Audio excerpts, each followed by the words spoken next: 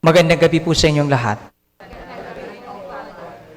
Ngayong araw, atin pong narinig na sa gospel, dinidescribe ang kaharian ng Diyos as a hapag, parang fiesta. Narinig po natin ito sa last part ng ating gospel. Sa amin po, pag fiesta, ang pinaka-mainam na samahan ay ang pari, lalo na pagpayat na pari, kasi sabi ko nga, ibibigay sa iyo lahat ng pagkain. Minsan pinapadala pa pati kutsara. Fiesta sa probinsya. Pag fiesta sa probinsya, halos lahat ng bahay ay naghahanda. Mangungutang pa yon, makapaghanda lang. Sa probinsya ganyan. Now, I believe, every time may fiesta po, or kahit anong malaking okasyon, selebrasyon, birthday, meron tayong tinatawag na proper outfit. Diba? Tamang suot. At sa gospel natin ngayon, sinasabi ni Jesus na magsumikap kayo. At least sa suot, di ba? Magsumikap na magsuot ng maayos. Alangan naman, pumunta tayo sa fiesta, naka-swimsuit. Di ba? Hindi naman. Pero may proper na suot. Ang kaligtasan po, alam ninyo, is always, sinasabi ko palagi, it's a two-way process. Gusto ng Diyos, maligtas tayong lahat. Imbitado tayong lahat. And every day, binibigyan niya tayo ng mga instructions sa pamagitan ng banal na salita. When we go to Mass, palagi pong may instruction ng Diyos. Halimbawa ngayon, sinasabi niya magsumikap, magsumikap. Yung tanong ng isang tao dito, yung tanong niya ay ilan?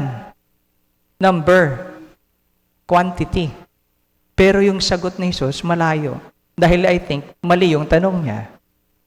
So sabi ni Jesus, magsumikap na pumasok sa makipot na daan. Let us ask ourselves, nagsusumikap po ba tayo? Magsimba. Minsan malapit lang bahay natin, di tayo makapagsimba. Di ba? Nagsusumikap po ba tayong mahalin ang mga taong ayaw naman tayong mahalin? Diba? Tsaka hindi madali yun. Siguro ito yung sinasabi ni Jesus na daan na makipot ang daan. Makipot ang daan. Ibig sabihin, hindi po madali. Sa mga magulang, hindi madali ang bantayan ang mga anak. Hubugin ng maayos. Itong mga batang ito, hindi madaling hubugin. Maingay nagmimisa, hindi madaling hubugin. Pero kailangang pagsabihan. Di ba? Kailangang ituwid. Well, that's our part. Pero sa part nila, there is always what we call cooperation or participation. Pag ginawa natin ang part natin, tapos di nila ginawa, mahirap yun. Malaking chance na hindi maliligtas. Pag ginawa ng Diyos ang kanyang part, tapos yung part natin, hindi natin ginawa, mukhang malabo. Ang malabo.